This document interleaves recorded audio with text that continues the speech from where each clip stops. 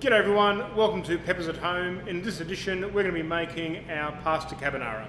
So the first thing we need to do is get a bit of heat in our pan. So I'm going to be using one of my induction hot plates. Doesn't matter what you use as long as it generates a bit of heat.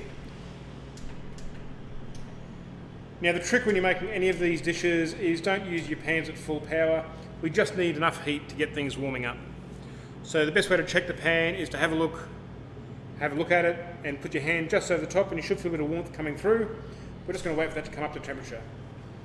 Now don't forget, when we're recording this in real time, so there's no editing, there's no cutaways. Basically what you see us doing on these films are exactly what you need to do at home. And I'm going to take you through step by step how to make our carbonara sauce.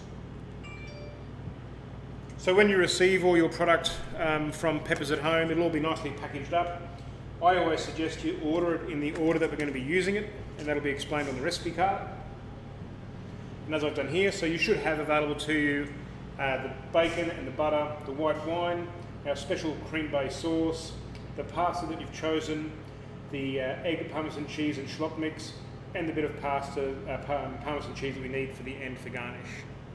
So we've got a bit of heat in our pan now. We can see a bit of smoke coming off it. So probably a little bit too much heat, but we'll make that work. First we're going to do is drop in our butter.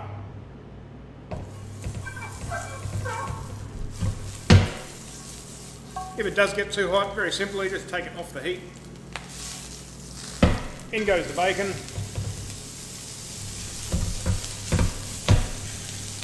So no trick shots here, we're just going to use a spatula. We don't really want to be throwing things around or making a big mess. Now you've got to remember, this is a very fast pasta dish to cook. It doesn't take long. We've done all the hard work for you. So the next thing we need to do is add in our white wine. And when you add the white wine, you want to make sure that you reduce the wine down until it's a nice thick syrup. If you don't reduce the wine down to a thick syrup, you're going to get this really bitter, horrible tasting sauce. So you need to let it reduce down. It does take a little bit of time, not a great deal. Once again, just on basically a medium-ish heat.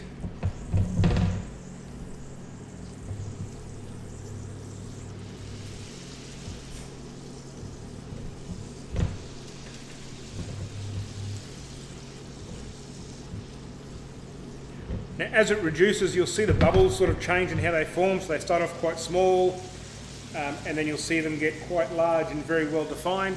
That's how you know that the product is reducing as it's supposed to.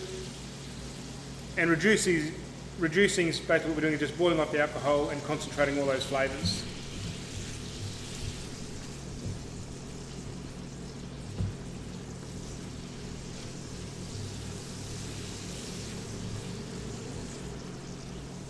So you can see it's now starting to get quite syrupy.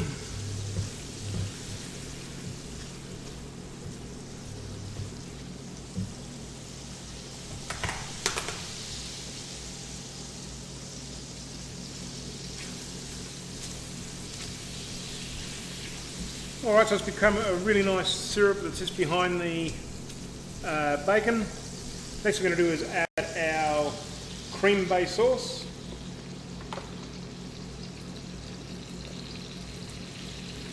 Make sure you scrape it out as best you can. You've paid for it, you might as well get the most out of it.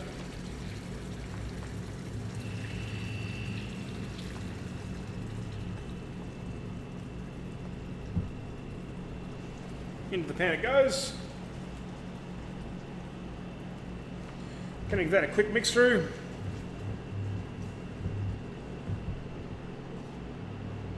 Once again, if you're not really confident, don't run the heat too high. This will all happen eventually. It just takes a little bit of extra time.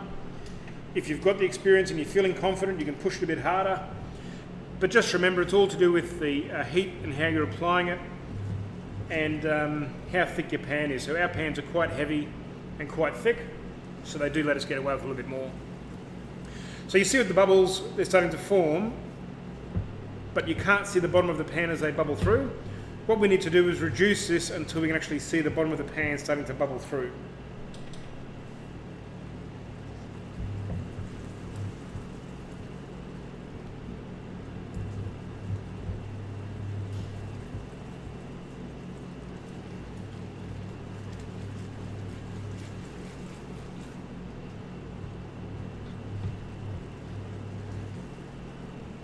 Always keep an eye on the edge of your pans too. You don't want to sit up there and go crusty. It's not very nice. So you should be able to see now that the bubbles have changed. They're actually starting, you can see the bottom of the pan as they bubble through. We're pretty much right now to add our pasta. So we can grab our ball of pasta. Just lightly break it up with your hands so it's nice and loose. Place it in on top. Mix that through the pasta, through the sauce. Now I'm not doing any pan flicking or anything like that. This is supposed to be a nice simple thing you can make at home and not make a huge mess. If you're confident and you can throw sauces in pans, go for your life. I always make a mess, so I don't actually do it too often when I'm not in my kitchen. When you are mixing your pasta, make sure you put your spatula to the bottom of the pan first and then mix it round. And make sure you're using a plastic or a wooden spatula. Please don't use stainless steel or spoons. That tends to break down the pasta, so it cuts it up, and it's exactly what we don't want. Now the pasta's already cooked, so all we're doing is reheating it. It's reduced down so it's nice and thick. What we're going to do now is stop the cooking process. We're going to leave it in the pan, and we need to leave it here until we get the bubbles to stop. If we add the last part too early, you'll successfully make bacon, scrambled eggs and cream sauce. Whereas if we just wait for those bubbles to die off, we're able to use the egg mix how we're supposed to. So all the bubbles have stopped now. We're going to grab our shallot egg mix with Parmesan cheese. This is the bit that makes it really yummy, makes it nice and glossy. Get it in there.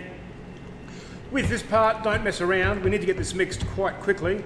The last thing we want to do is make scrambled eggs. We need to cook this out.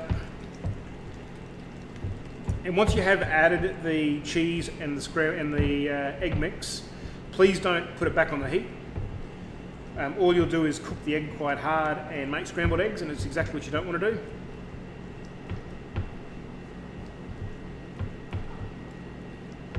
You can see now it's come up with this really nice gloss. It's going to be full of flavour.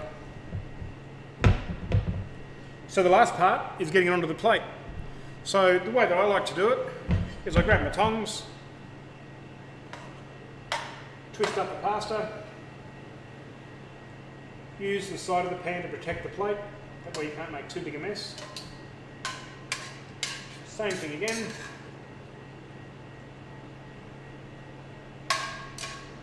And then get all that sauce over the top of it.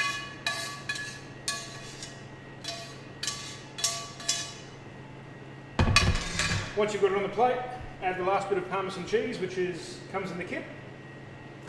And then all you need to do now is sit back, enjoy, and have the freshest takeaway that you can get when you want it. I really hope you enjoy this video. Please have a look on our website and our YouTube channel if you'd like to see some more options that we have for our peppers at home.